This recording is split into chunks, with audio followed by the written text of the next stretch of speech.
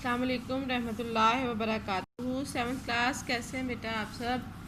بیٹا اس دن کل آپ نے امید اور یقین ہے کہ سارے بچوں نے جی سوٹ میں ٹیسٹ کو سولو کر لیا ہوگا، لیکن مجھے ابھی رسپونڈ کم آ رہا ہے۔ بیٹا آپ آج بھی اس ٹیسٹ کو سولو کر سکتے ہیں، آپ ٹیسٹ سولو کر کے مجھے سبمٹ کروائیں، ٹھیک ہے بیٹا؟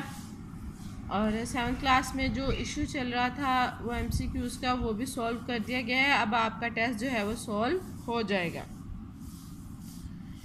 بیٹا ہم نے سبق نمبر جو ہے وہ 6 شروع کیا تھا، اس میں نے آپ سے کہا تھا کہ ٹائٹل پیج بنا لیجئے گا اور الفاظ میں نے لکھ لیجئے گا بک کے اوپر۔ آپ نے یقیناً الفاظ میں نے لکھ لیے ہوں گے، ہم نے تدریسی مقاصد جو ہے اس دن پڑھ لیے تھے۔ آج جو ہے ہم اس کی ریڈنگ سٹارٹ کریں گے۔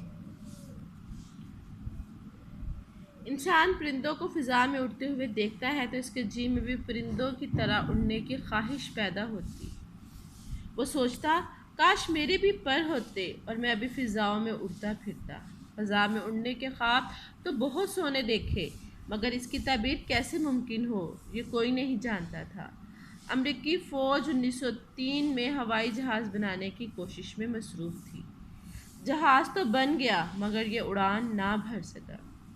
ایک امریکی اخبار نیو یارک ٹائمز نے لکھا کہ شاید اڑنے والی مشین بنانے میں 10 لاکھ سال سے لے کر 1 کروڑ سال تک کا عرصہ لگ جائے، لیکن ابھی اس بات کو صرف 8 روز گزرے تھے کہ 2 آدمیوں نے یہ ناقابل یقین کارنامہ انجام دے کر اہل دنیا کو حیرت میں ڈال دیا۔ یہ تھے ولبر رائٹ اور اس کا چھوٹا بھائی آرول رائٹ۔ ولبر رائٹ 16 اپریل 1876 کو امریکی ریاست انڈیانا میں پیدا ہوا۔ اس کا چھوٹا بھائی آرول رائٹ 19 اگست 1871 کو ریاست اوہایو میں پیدا ہوا۔ دونوں بھائی تمام عمر اکٹھے رہے۔ وہ بھائی ہونے کے ساتھ ساتھ گہرے دوست بھی تھے۔ وہ ایک ساتھ رہتے، ایک ساتھ کھیلتے، ایک ساتھ کام کرتے اور ایک ساتھ سوچتے تھے۔ وہ ملٹن رائٹ نامی ایک پادری کے بیٹے تھے۔ رائٹ برادران اور ان کے والد اکثر چرچ کے معاملات کے سلسلے میں سفر میں رہتے۔ ان کی والدہ کالج کی تعلیم یافتہ خاتون تھیں۔ وہ ریاضی اور سائنس کی ماہر تھیں، خاص طور پر وہ مختلف آلات کو استعمال کرنے میں مہارت رکھتی تھیں۔ وہ خود بھی کئی چیزیں بناتی تھیں۔ آرول نے اپنے بچپن کے بارے میں لکھا کہ ہم خوش قسمت تھے کہ ہم نے ایک ایسے ماحول میں پرورش پائی جہاں بچوں کی حوصلہ افزائی کی جاتی تھی کہ جو چیز ان میں تجسس ابھارے اور وہ اس کے بارے میں کھوج لگائیں۔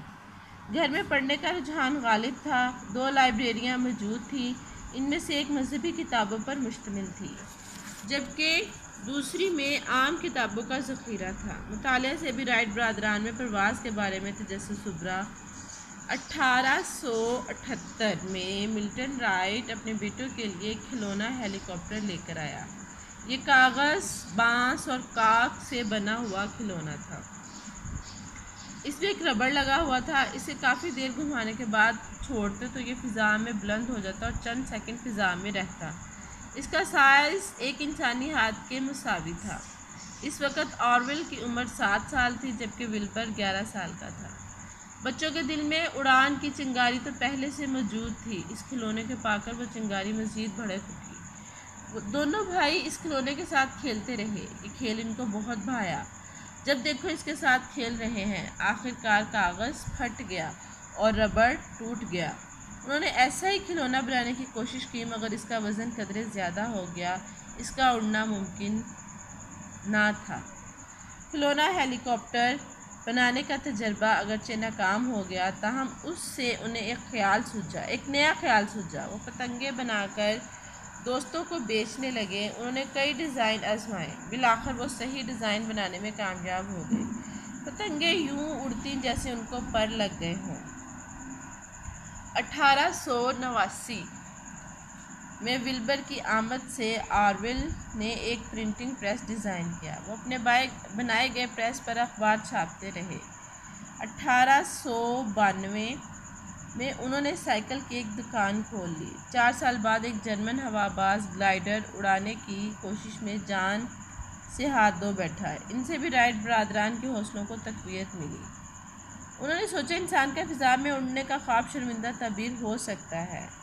1900 سے لے کر 1902 تک دونوں بھائی مسلسل تجربات کرتے رہے۔ پھر 1903 کا وہ تاریخی لمحہ آن پہنچا جب یہ دونوں بھائی ناممکن کو ممکن بنانے کی جستجو میں کامیاب ہو چکے تھے۔ یہ 17 دسمبر کی بات ہے۔ آرویل 12 سیکنڈ سے زیادہ دیر فضا میں رہا۔ اس کے جہاز نے 37 میٹر کا فاصلہ طے کیا۔ اس روز دونوں بھائیوں نے 3 مزید اڑانیں بھریں۔ ولبر 59 سیکنڈ فضا میں رہا اور 260 میٹر کا فاصلہ طے کیا۔ شمالی کیرولینا کے مقام کٹی ہاک پر دونوں بھائیوں کے علاوہ 4 لوگ اس ناممکن کو ممکن بنتا دیکھ رہے تھے۔ ایک آدمی نے اس منظر کو کیمرے کی آنکھ میں ہمیشہ کے لیے محفوظ کر لیا۔ اگرچہ فضا میں اڑنے کا کامیاب تجربہ ہو چکا تھا، تاہم زیادہ تر لوگ اس کے کارنامے سے ناواقف تھے۔ وہ اس بات پر یقین کرنے کو تیار ہی نہ تھے کہ انسان فضا میں اڑ سکتا ہے۔ 1908 میں ولبر فرانس گیا۔ اس نے 90 میٹر کی بلندی پر اڑنے کا عملی مظاہرہ کیا۔